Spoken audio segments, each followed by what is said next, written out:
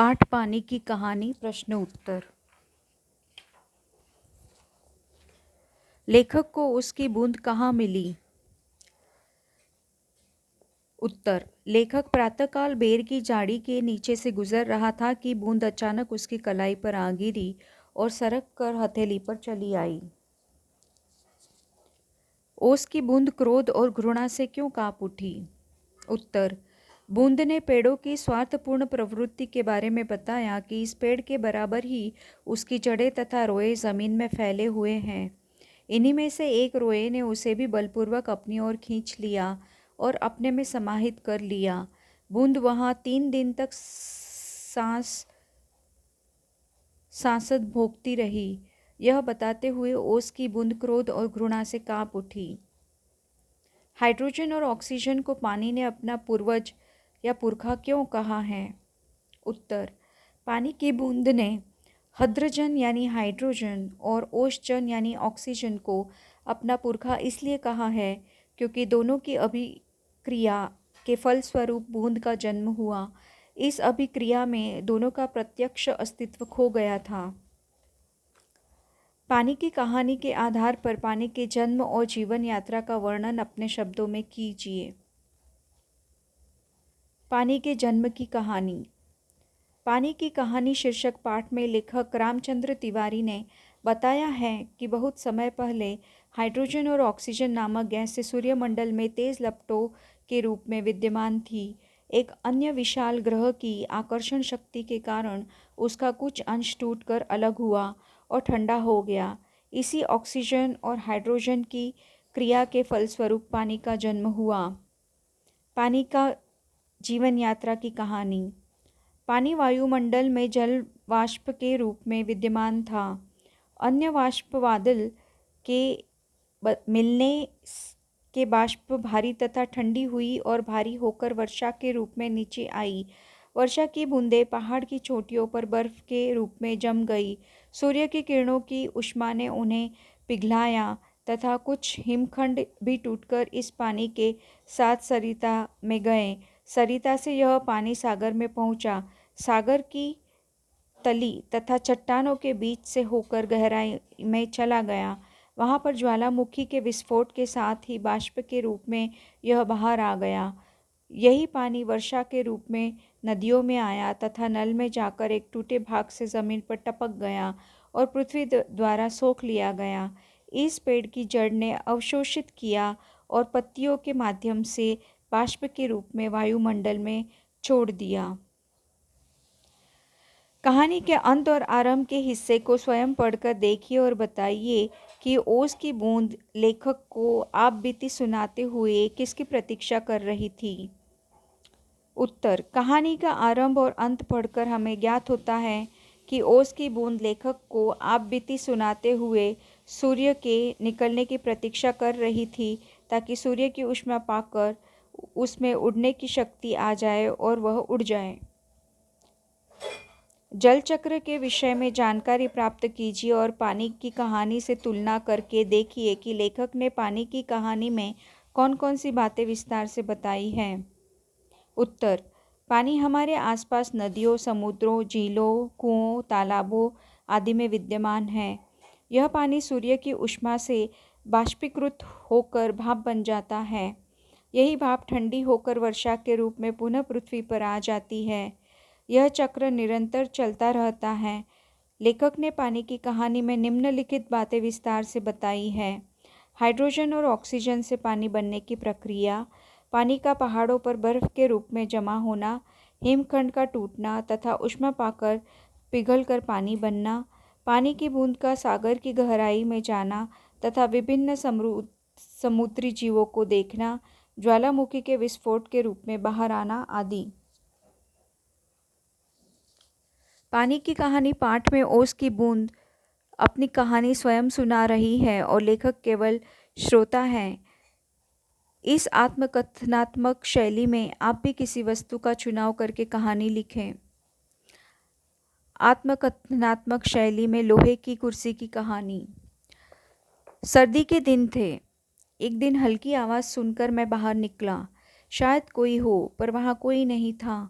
कुर्सी पर ओस की बूंद गिरने से ध्वनि उत्पन्न हुई थी। मैंने अपनी लोहे की कुर्सी को बाहर छोड़ दिया था, पुस्तकें तथा अन्य सामान अंदर ले आया था, पर भूल से कुर्सी कमरे के बाहर रह गई थी। मैं अपनी गीली कुर्सी को कमरे में लाया। कुर्सी ने बताया कि कभी मैं मोटे से लोहे की छड़ का हिस्सा थी। फैक्ट्री के मालिक ने वह लोहा बेच दिया जिसने मुझे खरीदा था। उसने एक भट्टी में पिघलाकर पतली पतली छड़ें तथा सीटें बनाने के लिए हमें खूब पीटा। मुझे असह्य दर्द हुआ। कटे टुकड़ों को गर्म सलाखों की मदद से जोड़कर कुर्सी का आकार दिया गया।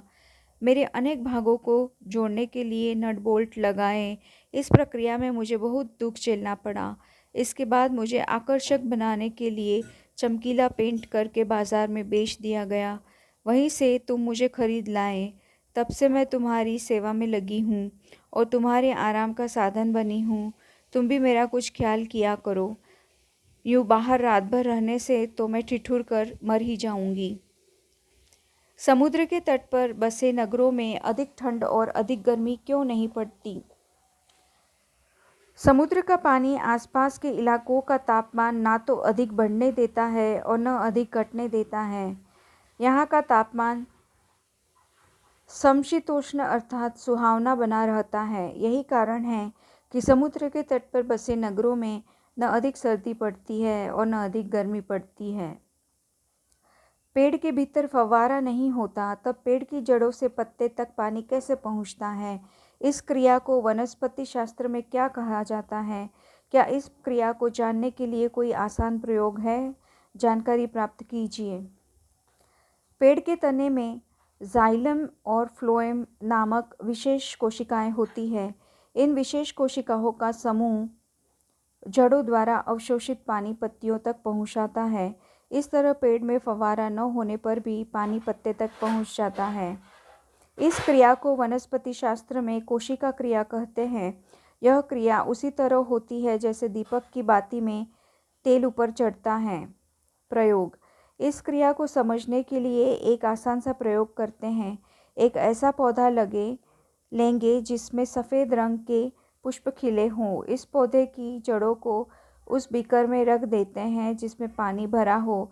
इस पानी में नीली स्याही की कुछ बूंदें मिलाकर रंगीन बना देते हैं।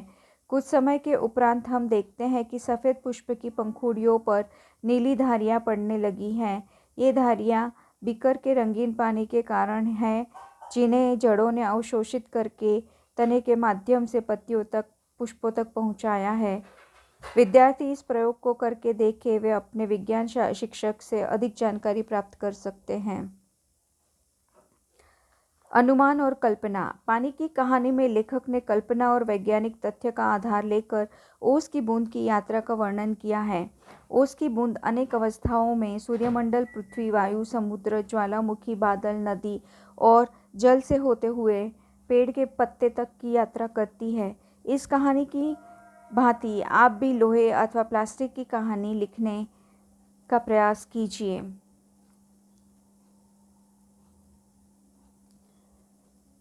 अन्य पदार्थों के समान जल की भी 3 अवस्थाएं होती हैं।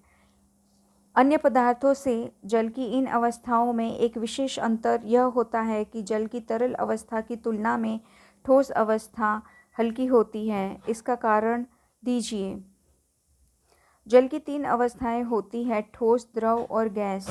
जल की द्रव अवस्था की तुलना में उसकी ठोस अवस्था यानी बर्फ हल्की होने का कारण यह है कि पानी के घनत्व की अपेक्षा बर्फ का घनत्व कम होता है। कम घनत्व के कारण ही बर्फ हल्की होती है।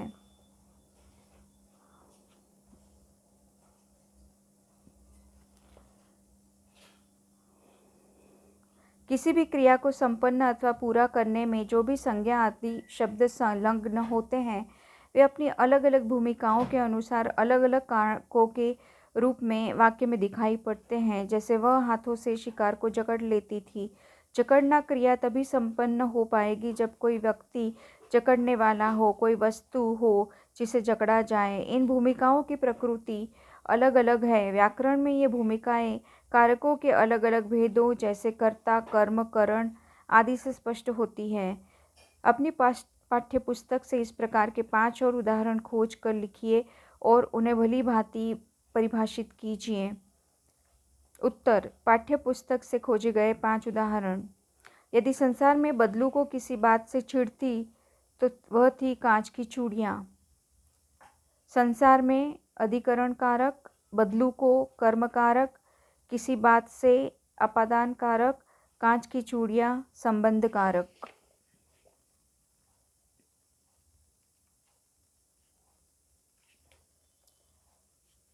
पत्र संस्कृति विकसित करने के लिए स्कूली पाठ्यक्रमों में पत्र लेखन का विषय भी शामिल किया गया है। विकसित करने के लिए संप्रदान कारक, पाठ्यक्रमों में अधिकरण कारक, पत्र लेखन का संबंध कारक। कुछ नौजवानों ने ड्राइवरों को पकड़कर मारने पीटने का मन बनाया। नौजवानों ने कर्ता कारक, ड्राइवरों को कर्म कारक। भारतीय सिनेमा के जनक फाल्के को सवाक सिनेमा के जनक अर्देशीर की उपलब्धि को अपनाना ही था, क्योंकि वहाँ से सिनेमा का एक नया युग शुरू हो गया था। भारतीय सिनेमा के अर्देशीर की सवाक सिनेमा के संबंध कारक, फाल्के को उपलब्धि को कर्म कारक, वहाँ से अपादान कारक। मैं आगे बढ़ा ही था कि बेर की जाड़ी पर से मोती सी बूंद मेरे हाथ पर आ गिरी। मैं कर्ता कारक, बेर की संबंध कारक, जाड़ी पर से अपादान कारक, मेरे हाथ पर अधिकरण कारक। पानी की कहानी पाठ किस शैली में लिखा गया है? इसमें कौन कौन और किसे कहानी सुना रहा है? उत्तर, पानी की कहानी पाठ आत्मकथनात्मक शैली में लिखा गया है। इसमें पानी की बूंद अपनी आप बीती लेखक को सुना रही है ताकि लेखक को तकलीफ न हो तथा दोनों का समय भी आराम से कट जाए। लेखक की हथेली पर पड़ी बूंद किसके इंतजार में थी और क्यों? उत्तर, लेखक की हथेली पर पड़ी बूंद सूर्योदय होने के इंतजार में थी। वह सूर्य की ऊष्मा से शक्ति ग्रहण करके भाप बनकर वायुमंडल का अंग बनना चाहती थी। पेड़ की पत्तियों तक आने से पहले बूंद कहाँ थी? उत्तर, पेड़ की पत्तियों तक आने से पहले बूंद जमीन में इधर उधर घूम रही थी। घूमते हुए वह पेड़ के पास आ गई और पेड़ की जड़ों में मौजूद रोंओं ने उसे अपने अंदर खींच लिया। बूंद ने पत्तियों तक का सफ़र किस तरह और कितने समय में पूरा किया? उत्तर, बूंद को जड़ के रोंओं ने अपने अंदर खींच लिया। वहाँ कुछ और पानी की बूंद थी तो उसे ऊपर खींच रही थी। इसके साथ ही रोंओं द्वारा लाई गई कुछ और बूंदें उसे ऊपर ढकेल रही थी। इस तरह वह 3 दिन में ऊपर तक आई। बूंद लेखक की हथेली पर क्यों कूदी थी? लेखक ने उसे क्या आश्वासन दिया? उत्तर, बूंद अपनी जान बचाने के लिए पत्तियों पर सिकुड़ी बैठी थी और लेखक को देखते ही उसकी हथेली पर कूद पड़ी। लेखक ने उसे आश्वासन दिया कि वह जब तक उसके पास है कोई उसे छू भी न सकेगा। सूर्य की ओर आते ग्रहराज की विशेषताएं पानी की कहानी पाठ के आधार पर लिखिए। उत्तर, सूर्य की ओर आता हुआ ग्रहराज आकार में सूर्य से लाखों गुना बड़ा था। वह बहुत ही चमकीला तथा आंखें चौंधिया देने वाला था। उसकी गति बहुत तेज थी। उसकी आकर्षण शक्ति बहुत थी जिससे सूर्य हिल गया। भाप से ठोस रूप में आई बूंद ने स्वयं को कहाँ पाया तथा सूरज की किरणों का इस पर क्या असर पड़ता था? उत्तर, भाप के रूप में पृथ्वी के आसपास घूमने वाली बूंद जब ठोस रूप में आई तो उसने स्वयं को पहाड़ की चोटी पर पाया जहाँ उसके अनेक साथी बर्फ बने पड़े थे। जब उन पर सूर्य की किरणें पड़ती थी तो उनकी सुंदरता निखर जाती थी। बूंद बनी बर्फ अचानक क्यों फिसलने लगी? उत्तर, बर्फ बनी बूंद को ऐसा लगा कि वे सभी फिसल रहे हैं। इसका कारण यह था कि पृथ्वी पर स्थित उसके भाई दबकर पानी का रूप ले चुके थे। उनका शरीर अपना ठोसपन छोड़ चुका था। उनके बहने से वह भी बहते हुए फिसलने लगी। बूंद द्वारा गर्म धारा के साथ जो व्यवहार किया गया उससे तुम्हें क्या शिक्षा मिलती है? बूंद की गर्म धारा से जब भेंट हुई तो उसने धारा के जलते अस्तित्व को ठंडक पहुंचाने की और उसकी गर्मी सोखने की कोशिश की। उसके इस व्यवहार से हमें यह सीख मिलती है कि हमें दूसरों के साथ परोपकार करना चाहिए। बूंद को समुद्र के बारे में क्या क्या नया ज्ञान प्राप्त हुआ? उत्तर: बूंद सोचती थी कि समुद्र में केवल पानी ही पानी है, परंतु वहां पहुंचकर बूंद ने जाना कि समुद्र में बहुत से अन्य जीव जंतु हैं। वहां उनकी अपनी दुनिया है। इसके अलावा समुद्र के पानी में गिरा नमक भरा हुआ है। समुद्र की तह में बूंद ने क्या क्या देखा? उत्तर: समुद्र की तह में जाकर बूंद ने देखा कि वहाँ भी जंगल है। वहाँ के पेड़ छोटे, ठिगने, मोटे पत्ते वाले तथा अधिक मात्रा में है। वहाँ पहाड़ियों तथा गुफाओं में अनेक प्रकार के जीव जंतु हैं जो निपट, अंधे तथा महाआलसी हैं। सागर की गहराई में चट्टान के नीचे पहुंची बूंद पृथ्वी से बाहर कैसे आई? उत्तर: सागर की गहराई में चट्टान के नीचे पहुंची बूंद ने एक ऐसा स्थान देखा जहां तापमान बहुत अधिक था। यह तापमान उसके लिए असह्य था। अचानक एक जोर का धमाका हुआ और बूंद बाष्प के रूप में जमीन से बाहर आ गई। वह कौन सी जगह थी जिसका आनंद बूंद भुलाए नहीं भूल सकती है और क्यों? उत्तर: ज्वालामुखी से बाष्प रूप में निकलने के बाद बूंद से अन्य बहुत से बाष्प कण मिल गए। वह भारी हो गई और पर्वत पर गिरी तथा मैली कुचैली होकर एक और को बह निकली। उन पत्थरों पर कूदने, उछलने तथा किलकारियां मारने का आनंद वह नहीं भूल सकती। उसे ऐसा आनंद अन्यत्र नहीं मिला। भाग्य ने बूंद का साथ किस तरह दिया? उत्तर: बूंद सरिता से नल में पहुंच गई। वह बहती जा रही थी कि एक जगह से नल टूटा हुआ था। वह टूटे नल से टपक कर बाहर आ गई और धरती में समा गई। इस प्रकार नल में कैद बूंद धरती में घूमने के लिए स्वतंत्र हो गई। दीर्घ उत्तरीय प्रश्न: ओस की बूंद पत्ती पर सिकुड़ कर क्यों बैठी थी? उत्तर: ओस की बूंद वृक्ष में 3 दिन तक दुख भोगती रही। बड़ी मुश्किल से वह पत्तों के बारीक छिद्रों में जान बचाकर निकल सकी थी। बूंद यह सोचकर बाहर आई थी कि पत्तों से बाहर आते ही वह सूर्य से ऊष्मा ग्रहण करके वायुमंडल में उड़ जाएगी। उस समय सूर्य छिप चुका था और रात हो चुकी थी। बूंद उड़ना चाहती थी, पर उस समय वायुमंडल में इतने जलकण थे कि वह अपना स्थान न बना सकी। प्रचंड प्रकाश पिंड धरती के निर्माण में किस प्रकार सहायक सिद्ध हुआ? उत्तर: प्रचंड प्रकाश पिंड अत्यंत तेज गति से सूर्य की ओर बढ़ता चला आ रहा था। उसका आकार सूर्य से लाखों गुना बड़ा था। उसके प्रकाश से आंखें चौंधिया रही थी। वह सूर्य से सहस्त्रों मील दूर से निकला गया और उसकी आकर्षण शक्ति इतनी तीव्र थी कि सूर्य का एक भाग टूटकर उसके पीछे चला। सूर्य से अलग हुआ भाग इतना खिंचाव न सह सका और कई खंडों में विखंडित हो गया। उन्हीं में से एक टुकड़ा हमारी पृथ्वी है। बूंद ने समुद्र की गहराई में क्या क्या देखा? विचित्र जीव की क्या विशेषताएं थी? उत्तर: बूंद समुद्र की गहराई में समाती जा रही थी। वहां उसने देखा कि पानी के नीचे सूर्य का प्रकाश बहुत कम है। उसे बल लगाकर देखना पड़ रहा है। इस कारण उसे पीड़ा हो रही है। वहां उसने रंगीन मछली, छोटे छोटे पेड़, पहाड़ियाँ और घाटियाँ तथा नाना प्रकार के विचित्र जीव जंतु देखे। उनमें एक रंगीन मछली भी थी जिससे चमक निकल रही थी। इन चमक के कारण जो भी छोटी छोटी मछली उसके निकट आती थी वह उसे खा जाती थी।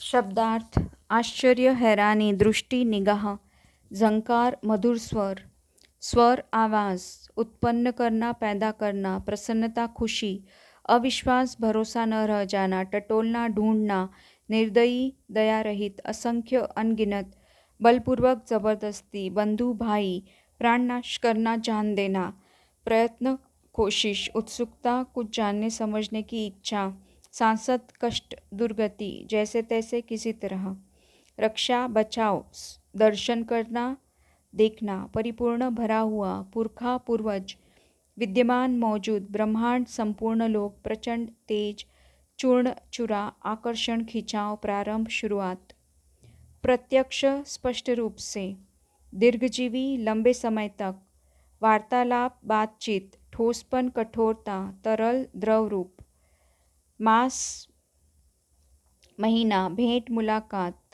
वर्णनातीत जिसका वर्णन न किया जा सके, नीरा सिर्फ, भाया अच्छा लगना, मन 40 सेर या लगभग 37 किलोग्राम, विचित्र अजीब, नेत्र आँख, बहुतायत अधिकता, निपट एकदम, तह परत, चेष्टा कोशिश, सम्मति राय, उत्साही जोशीला, उतावली जल्दबाजी, नाना प्रकार अनेक तरह, अंधाधुंध बिना सोचे समझे, असह्य जो सहा न जा सके, अगुआ आगे आगे चलने वाला, विभाजित होना बंट जाना, गर्भ पेट के अंदर का भाग, दल झुंड, स्वच्छंद मुक्त, कलोल करना उछल कूद करना, शिखर चोटी, प्रहार चोट पहुंचाना, उन्मत्त मद में, सरिता नदी, न्योता बुलावा। पाठ में प्रयुक्त मुहावरे, सांसद भोगना, दुख भोगना, जान बचाकर भागना, किसी तरह जान बचाना, जान में जान आना, राहत महसूस होना, कमर कसे रहना, पूरी तरह से तैयार रहना, हवाइयाँ उड़ना, घबरा जाना, कान खड़े होना, चौकन्ना होना, आँखों से ओझल हो जाना, गायब हो जाना।